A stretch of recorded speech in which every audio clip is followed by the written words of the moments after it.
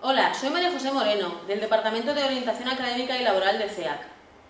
En CEAC queremos ayudar a nuestros alumnos a que realicen sus estudios de la mejor manera posible. Para ayudaros en ello, os vamos a explicar una de las técnicas más provechosas, los organizadores gráficos, también llamados mapas conceptuales o esquemas. Los organizadores gráficos representan la estructura de aquello que estudiamos. Se considera que el conocimiento está formado por conceptos y por relaciones entre ellos, que se ordenan de una forma estructurada. Por eso, los mapas conceptuales requieren haber comprendido la información que vamos a esquematizar, presentar la información de forma clara y concisa y proporcionar una síntesis adecuada, que recoja todos los aspectos que refieren la información, siendo fieles al texto original. Los organizadores gráficos son técnicas activas de aprendizaje, con las cuales conseguimos representar los conceptos en esquemas visuales. Hay muchos tipos de organizadores gráficos. Los que más se han desarrollado y se utilizan con más frecuencia son el subrayado, el diagrama de Venn, la rueda de atributos, los mapas conceptuales, el esquema de llaves, el esquema causa-efecto, también llamado espina de pescado, la cadena de consecuencias y las líneas cronológicas o líneas de tiempo.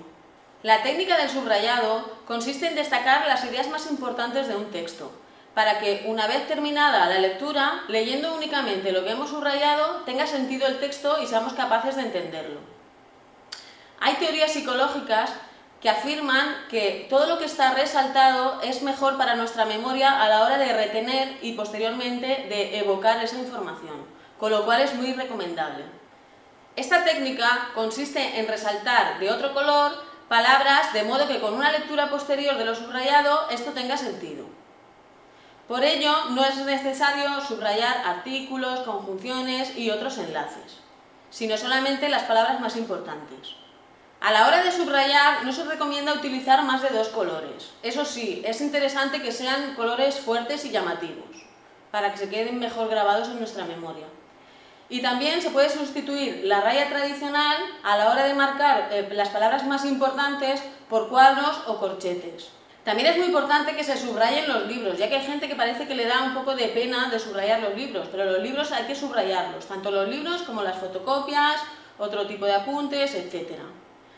Y se recomienda que el subrayado se realice durante la segunda lectura del texto, porque en la primera lectura no podemos saber qué es lo importante de ese texto, con lo cual, a partir de la segunda lectura ya deberemos subrayar lo importante. En el diagrama de Venn se establecen las diferencias y las semejanzas entre dos temas equivalentes. Se trata de dos circunferencias con una parte en común. En la parte en común se colocan las semejanzas y en la parte que no está en común las diferencias. La rueda de atributos consiste en una circunferencia en la que se escribe el concepto o idea principal del texto. Se establecen las características o atributos principales en los rayos de la rueda, sin orden de jerarquía, de forma que se puedan leer en cualquier dirección.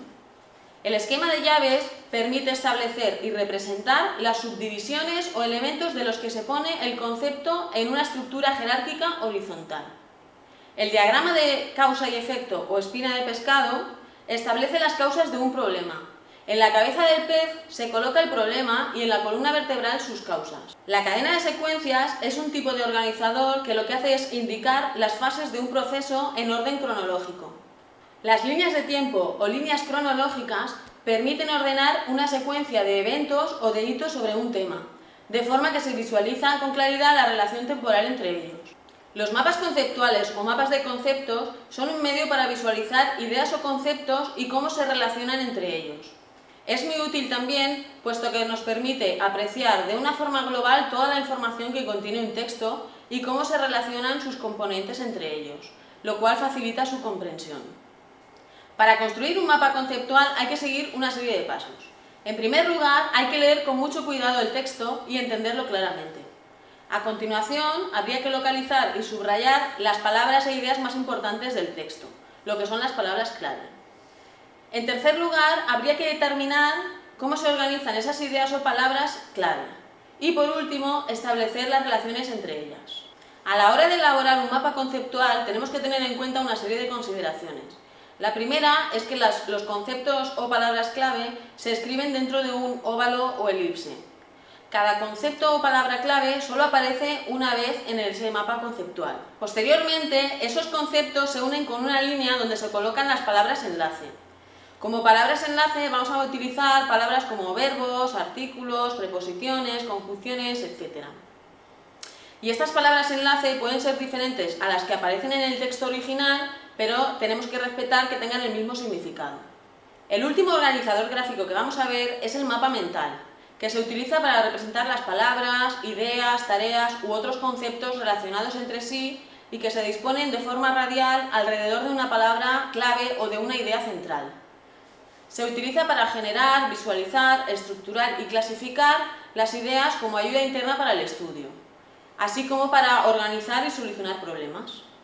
Y recuerda que es muy importante que practiques la realización de todos los organizadores gráficos que hemos visto. También que debes utilizar cada tipo de esquema en función del material que estés estudiando en cada momento. Utilizar estas técnicas tiene numerosos beneficios, destacando ahora mismo la importancia de traducir a imágenes el material de estudio para facilitar el recuerdo del mismo.